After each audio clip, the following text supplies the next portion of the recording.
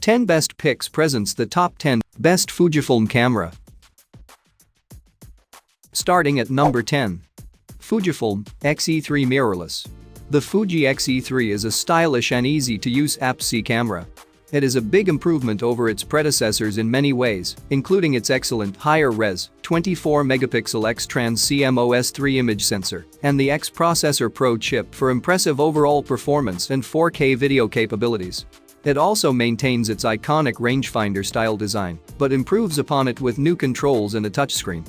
Since then, though, things have been relatively quiet for the Fuji X-E series, which has now lasted through over 4 years, with only minimal changes to the formula. 2016's X-E2s differed from a fully firmware upgraded X-E2 only in its subtly restyled hand grip and a higher maximum ISO sensitivity, plus a newly added auto mode and motion detection system. But in late 2017, that all changed. 5 years on from the line's debut, Fujifilm finally brought the X-E series right up to date with the arrival of the Fuji X-E3, and it's one very impressive camera indeed. For more information and price, check out the product links in description underneath the video. At number 9. Fujifilm X-F10 Digital Camera. The Fujifilm X-F10 is a stylish, compact, well-priced pocket camera that will take great photographs, courtesy of its 24-megapixel sensor and 28mm equivalent f2.8 lens. But while it looks good in pictures, and its pictures look good, the X-F10's overall performance may be a letdown, including for those users coming from smartphone cameras. But compared to the X70, the X-F10 brings simpler controls, an even more compact build, and unfortunately, a step backwards in both autofocus and general speed of operation that may be off-putting to anyone used to the fluidity of a modern smartphone experience. And let's not forget that even a reasonable price of $499 can be a lot to ask of people who may already have an expensive smartphone that, in many cases, will offer good enough image quality to go along with more responsive performance. Crucially for this crowd, the X-F10 is yet another item to carry in your pocket or purse. We've now had the chance to put our champagne-colored X-F10 to the test. Follow along and see if the X-F10 is the right fit for you. Number 8 of my list. Fujifilm X Pro 2 Mirrorless. There are now quite a few cameras in the Fujifilm X series of mirrorless cameras, and the company appears to have made a remarkably good transition from film to digital. I reviewed the X-T1 a few years ago and have been shooting with the X-T2 recently. Most of the cameras in this series have retro styling that harkens back to old-school film cameras. They don't necessarily have the fanciest bells and whistles or necessarily have the easiest learning curves for newcomers, but one thing they share is they're aiming to make pro-level tools just plain fun to shoot with. While the X-T2 is probably the most complete all-rounder in the current lineup, the Fujifilm X-Pro2 is a camera for photographers who would be happier with a rangefinder camera in hand than a whiz-bang DSLR. There's no messing around with zooms and shooting modes and sounds, and menu options. Point 1. It's about taking photos, pure and simple. The X-Pro2 is larger than you might expect and is somewhat boxy. It isn't the prettiest camera you've ever seen, even if you're into retro styling. But it feels good in the hand, substantial in a positive way, and I found it comfortable to shoot with. Coming at number 7. Fujifilm X-T20 Mirrorless. Fujifilm's X-mount cameras have truly reinvigorated the enthusiast interchangeable lens camera market. The quirky X Pro and the SLR-style X-T1 kicked the whole thing off, with Fujifilm's terrific, almost film-like X-Trans sensor, an excellent range of zoom and prime lenses, rugged build and old-school external controls. The original 16-megapixel X-Trans sensor was starting to look underpowered in a market dominated by 24MP cameras, so the arrival of the X Pro 2, X-T2 and now the X-T20 has caused quite a stir. In effect, the X-T20 replaces the X-T10, but the improvements go far beyond a simple increase in resolution. The new sensor is teamed up with Fujifilm's new X-Processor Pro image processor to deliver faster startup, better autofocus tracking and improved continuous shooting. The X-T20 can also shoot 4K video and, thanks to the more powerful processor, it can apply Fujifilm's famed film simulation modes to shots at the same time, including the new black and white acros option. The ISO range is also higher than the X-T10's, with a maximum of ISO 12800 or 51200 in expanded mode. At number 6. Fujifilm FINEPIX XP130. The compact camera market continues to dwindle, with fewer new models released every year, but there's one area where it still makes a lot of sense to opt for an inexpensive point-and-shoot. Underwater. The latest phones may be waterproof, but not to the point where you'll want to take them diving in salt water. The Fujifilm FINEPIX XP130 priced at $229.95 but selling regularly for less will adequately serve photographers on a budget. But if you can afford it, we recommend spending more for a waterproof camera that will net better photos and video, like our editor's choice, the Olympus TUF TG5. The wide-angle coverage is about the same as a 28mm full-frame lens, and it zooms in to capture a narrower view, 140mm in full-frame equivalent terms. The aperture isn't ambitious, it starts at f3.9 and narrows to f4.9 when zoomed all the way in. It's not as wide or as bright as the lens on the premium TG5, which features a 25 to 100mm f2 to 4.9 zoom, though it does zoom in further. For more information and price, check out the product links in description underneath the video. Halfway of my listed number 5. Fujifilm X-H1 Mirrorless. The Fujifilm X-H1 is the company's range-topping APS-C camera and its most video-capable camera to date. It's based around the same 24MP sensor as the X-T2, but adds in body image stabilization, as well as a more comprehensive set of video options. Interestingly, although rated at 5 EV, Fujifilm says the stabilization can hit 5.5 EV of effectiveness if paired with non-APS lenses.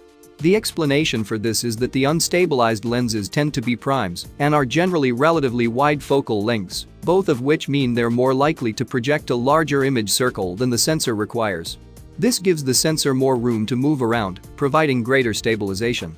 The X-T2 is already a very credible video performer, offering good levels of detail capture and log output over HDMI if needed. The X-H1 takes this a step further. In addition to being able to shoot UHD 4K at up to 30p, it can also shoot the wider aspect ratio DCI 4K format at 23.98, and 24p enhanced compression options allow capture at up to 200 megabits per second, and it can also capture F-Log footage internally. Coming in at number 4 of my list. Fujifilm X-T3 Mirrorless. The X-T3 is so good in so many areas that you really have to scrape the barrel to find anything negative to say about it at all. Yes, a bigger buffer depth would have been good in continuous shooting mode, and it's a shame there's no in-body stabilization, but if you look at the price and what this camera can do, it outweighs all these tiny niggles. The newer X-T4 has IBIS, a vari-angle screen and a bigger battery, but the X-T3's basic stills and video specs are the same, so it's a good deal. The Fujifilm X-T3 and X-T4 are among the best Fujifilm cameras you can get, combining leading-edge 4K video capture with high-quality 26-megapixel stills. High-end stills shooters can step up to the far larger and more expensive medium-format Fujifilm GFX 50R or mighty GFX 100, but even the GFX 100, with its latest firmware update and big sensor cinematic look, doesn't shade the video credentials of the X-T3. X-T4 notwithstanding, the X-T3 remain one of the best mirrorless cameras of all when you factor in power, size and its new affordability as discounting starts to take hold. Canon may have stolen the megapixel crown with the 32.5MP EOS M6 Mark II, but the extra megapixels don't necessarily make that much difference, given that the Canon sensor has a low-pass filter and the Canon FM lens range isn't really of the same caliber as Fujifilm's. At number 3. Fujifilm X100F 24.3MP APS-C. The X100F is beautiful to use, although the too easily clicked rear control dial annoys. We'd hope the 23mm f2 lens would be a little crisper wide open, and the autofocus could be a bit snappier. But the image quality generally is superb, the hybrid viewfinder is terrific, and the shutter speed and aperture dials inspire you to engage more with these settings.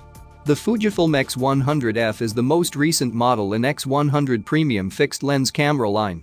Its selling points are its traditional exposure controls, including a lens aperture ring with f-stop settings and a shutter speed dial on the top of the camera. In true retro 35mm film camera style, you lift and turn this dial to change the ISO setting. The X100F is now almost 2 years old, and it's not just the competition that's moved on, but Fujifilm's own sensor technology too, so we've updated our review to reflect the latest changes. There are rumors of an updated version with Fujifilm 26.1 MP X-Trans sensor coming soon. Nearing the top of my list. At number 2. Fujifilm GFX 50s 51.4 MP. The Fujifilm GFX 50s is the first camera in the company's new medium format GF series. It uses a 51.4 MP medium format CMOS sensor with a Bayer filter array. Like its smaller Sensor X series siblings, it offers retro styling and direct controls in a well-balanced mirrorless body. At 43.8 x 32.9 mm, the sensor in the GFX 50s is smaller in surface area than film medium format. However, it is identical in size and pixel count to those offered in the current crop of medium format digital cameras on the market. The sensor is 1.7x the surface area of full frame.